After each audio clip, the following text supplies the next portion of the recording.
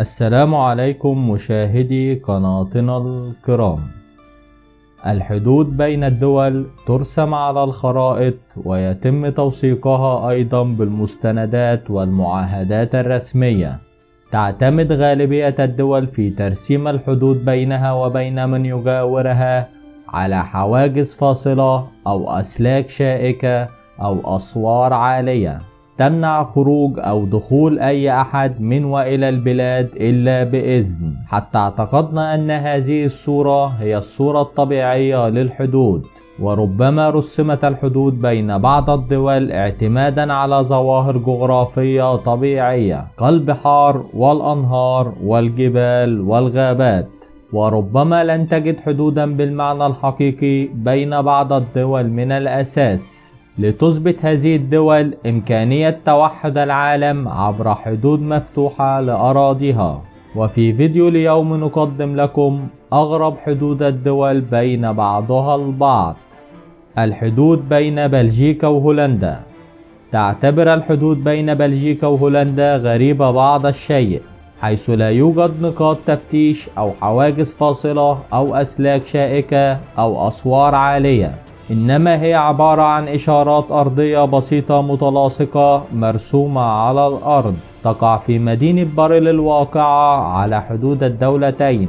فيمكنك عبور الحدود بين هولندا وبلجيكا في ثانية واحدة فقط. وهناك بعض المقاهي الواقعة على الحدود تجعلك تشرب كوبا من القهوة في بلجيكا وهولندا في آن واحد. ومن الطرائف التي تحدث لسكان بعض البيوت في تلك الحدود، فقال أحد السكان أن لديه اشتراكين للكهرباء، بلجيكي لإضاءة القسم البلجيكي وهولندي لإضاءة القسم الهولندي في المنزل نفسه، وهو يدفع فاتورتين مختلفتين إضافة إلى ضريبتين لكل دولة منهما. الحدود بين الولايات المتحدة والمكسيك. كان يلعب السكان المحليون معا في كلا البلدين مباراة كرة طائرة على الحدود بين الولايات المتحدة والمكسيك كل عام، وقد اتخذوا من السياج الفاصل بينهما الشبكة الفاصلة بين الفريقين تحاكي الشبكة المستخدمة في ملاعب الكرة الطائرة الحقيقية. لكن كل ذلك تغير قبل أعوام عندما تم إنشاء سياج بارتفاع 13 قدم من قبل الولايات المتحدة. الحدود بين الأرجنتين والبرازيل. من أغرب الحدود على الإطلاق، فالحدود بينهما تعتمد على ظواهر جغرافية طبيعية رائعة جدا، وهي شلالات إجوازو ذات الطابع الخيالي. فهي من أجمل الشلالات التي يأتي لها الجميع من كل العالم ليرى جمالها. تقع هذه الشلالات على الحدود بين الحديقة الوطنية الأرجنتينية والبرازيلية، ويحدها أيضا دولة باراغواي، وتمتد قرابة 1260 كيلومترا. الحدود بين كوريا الشمالية وكوريا الجنوبية.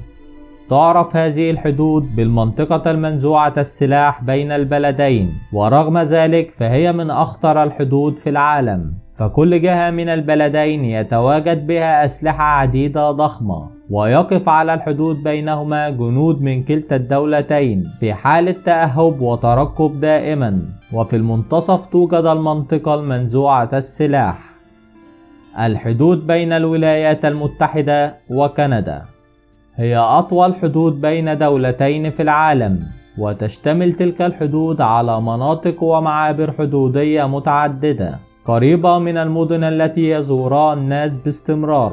وبالمقابل فهناك العديد من البحيرات والغابات التي لا يحدها أي شيء. فالقليل من الجزر الصغيرة والمدن الحدودية تعد ملكية مشتركة، فقسم منها يقع في كندا والآخر في أمريكا، وسكان هذه المناطق ينتقلون بحرية دون أي اعتبارات رسمية، ولا يوجد هناك إلا خط أرضي بسيط يدل على مكان وقوفك إن كان في أمريكا أو كندا. حدود المثلث الذهبي.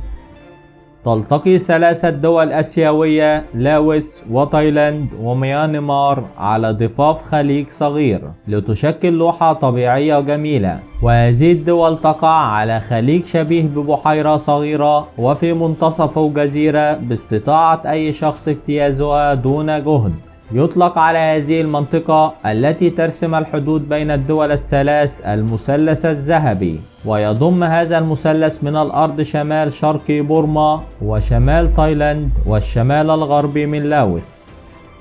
الحدود بين فرنسا وألمانيا وسويسرا، فيمكنك أن تتناول العشاء في سويسرا وتشرب قهوتك في فرنسا وأن تكمل جولتك بالتسوق في ألمانيا. هناك غابة رائعة على الحدود بين هذه البلدان الثلاث وتسمى الغابة السوداء، وهي منطقة غابات جبلية تمتد إلى مئات الكيلومترات وتحيط بها كل من ولاية بافاريا الألمانية من الشرق وأقليم الألزاس بفرنسا من الغرب وبازل السويسرية من الجنوب، وهي حدود ساحرة الجمال بالفعل. الحدود بين إيطاليا ودولة الفاتيكان، يفصل بينهما خط في الأرض يقف عليه الحرس السويسري والحرس الإيطالي، وتتمثل هذه الحدود في سور المدينة فقط. فالفاتيكان هي أصغر دولة ذات سيادة في العالم، فمساحتها أقل من نصف كيلومتر مربع، تقع في شمال غرب العاصمة الإيطالية روما. كانت جزء من الدولة الإيطالية لحين 1929 ميلادية، حيث تم الاتفاق على إنشاء دولة ذات كيان مستقل. عدد سكان الفاتيكان الأساسيين حوالي 800 نسمة فقط. الحدود الاسكتلندية الإنجليزية هي عبارة عن حدود بسيطة للغاية، حيث يفصل بينها مجموعة من أشجار السرو المرتفعة والتي تظهر موقع الحدود فقط، وباستطاعة الزائرين أو سكان هذه المناطق العبور من خلال هذه الحدود دون الاهتمام بأي أوراق ثبوتية أو أوراق رسمية.